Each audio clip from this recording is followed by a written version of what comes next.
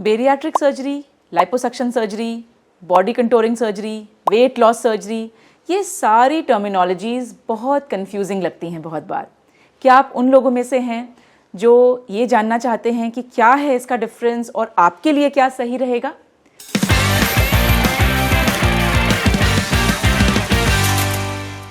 मैं डॉक्टर शिल्पी बदानी हूँ। मैं एक प्लास्टिक सर्जन हूँ और SB एस्थेटिक्स गुरुग्राम में प्रैक्टिस करती हूँ। इस वीडियो में आइए हम ये समझते हैं कि ये क्या है डिफरेंसेस इन टर्मिनोलॉजीज़ के, और अगर आप कंसिडर कर रहे हैं वेट लॉस सर्जरी या बेरियाट्रिक सर्जरी या फिर बॉडी को शेप में लाने की सर्जरी, तो आपके लिए क्या सर्जरी सही रहेगी। अब हम बात करते हैं बेरियाट्रिक सर्जरी। इसके पहले कि हम ये समझें कि क्या एक्चुअली इन्वॉल्व्ड है बेरियाट्रिक सर्जरी में, हम समझते हैं बॉडी मास इंडेक्स का कॉन्सेप्ट। बॉडी मास इंडेक्स या BMI एक ऐसा कैलकुलेशन है जिससे कि हमें ये पता चलता है कि आपकी हाइट के अनुसार आपका वेट क्या होना चाहिए। हमें गाइडलाइन मिल जाती है कि एक पर्टिकुलर हाइट के लिए मेल और फीमेल में ये थोड़ा अलग अलग होता है, लेकिन एक एवरेज जो BMI हम सही मानते हैं वो लगभग 18 या 19 से लेके 24-25 तक की BMI जो है ये नॉर्मल मानी जाती है। तो ये आपको कैलकुलेशन ईजिली किसी भी मेथड से मिल जाएगा ऑनलाइन, तो आप ये जान सकते हैं कि आपका जो BMI है वो सही है कि नहीं। इसमें फिर आती है ओवरवेट कैटेगरी।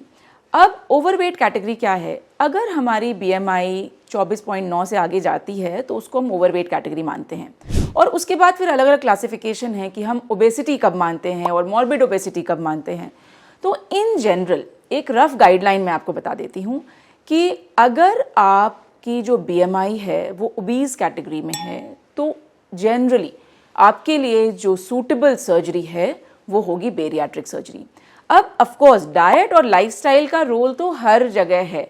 इवन जो मॉर्बिडली ओबीज हैं उसमें भी अगर आप डाइट और लाइफस्टाइल से कम करना चाहते हैं और सर्जरी नहीं चाहते तो वो डेफिनेटली पॉसिबल है, क्योंकि बहुत सारे पेशेंट्स ऐसे हैं जिन्होंने इनफैक्ट 60 kg, 70 kg, 80 kg तक अपने विल पावर से, वर्कआउट से, डाइट लाइफस्टाइल के मॉडिफिकेशन से लूज़ किया हुआ होता है। तो ऑब्वियसली वो तो है ही है, हम उस बात को डिस्कस नहीं कर रहे कि डाइट और लाइफस्टाइल तो डेफिनेटली हर चीज़ का सेंट्रल कोर है, उसको तो करना ही है आपको।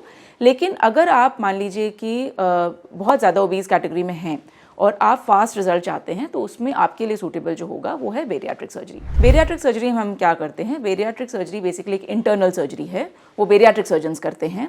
उसमें हम लोग जो फूड पाइप है जिसके बाद स्टमक में खाना जाता है तो स्टमक को ऑल्टर करते हैं, या फिर जो फूड पैसेज है उसको ऑल्टर करते हैं। तो फूड का जो एब्जॉर्प्शन है वो कम हो जाता है, फूड लेने की कैपेसिटी आपकी वो कम हो जाती है, उसके कारण रैपिड वेट लॉस होता है।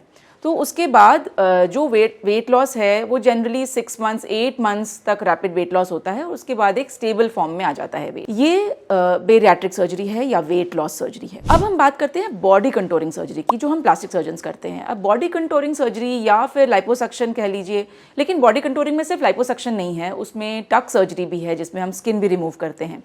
तो जब हम मैसिव वेट लॉस करते हैं या तो बेरियाट्रिक सर्जरी से या फिर डाइट एंड लाइफस्टाइल से, तो क्या होता है कि जो स्किन आपकी स्ट्रेच्ड कंडीशन में है, जब आप ओवरवेट हैं या ओबीज हैं, जब आपने वेट लॉस किया या रैपिड वेट लॉस किया तो क्या होता है कि सारी की सारी स्किन जो है वो श्रिंक नहीं कर पाती और उसके बाद स्किन लटक जाती है, या तो टमी के पास या चेस्ट पे, आर्म्स पे, थाइज पे, बैक पे, ये सारे एरियाज में हम देख सकते हैं कि स्किन मैसिव वेट लॉस के बाद ढीली पड़ जाती है।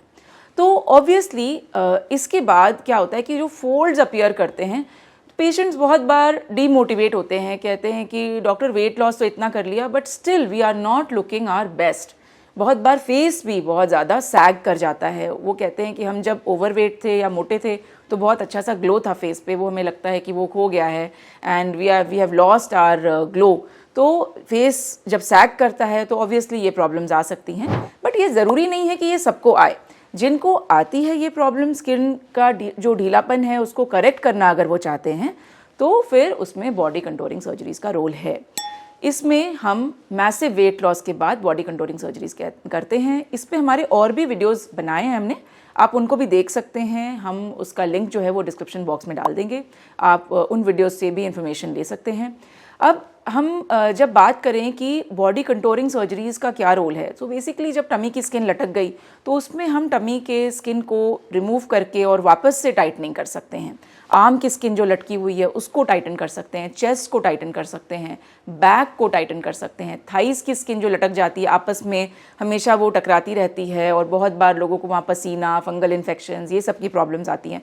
तो ये जो टाइटनिंग प्रोसीजर है वो है body contouring after massive weight loss. इसमें अलग अलग टाइप की सर्जरीज आ सकती हैं, वो हम आगे वाले वीडियोस में डिस्कस करेंगे। हम इस पे और भी वीडियोस बनाएंगे और हमारे जो भी वीडियोस हैं ऑलरेडी प्रेजेंट उसमें भी आपको इन्फॉर्मेशन मिलेगी। इसमें ये भी ज़रूरी है कि हो सकता है जितने बॉडी पार्ट्स आप कराना चाह रहे हैं वो एक बार में ना हो और हम उसको स्टेज वाइज हम प्लान कर सकते हैं।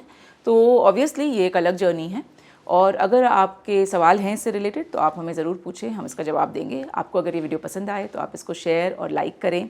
हमारे चैनल को सब्सक्राइब करना ना भूलें और नोटिफिकेशन बेल ऑन रखें ताकि आपको नए वीडियोज़ की अपडेट्स मिलती रहें।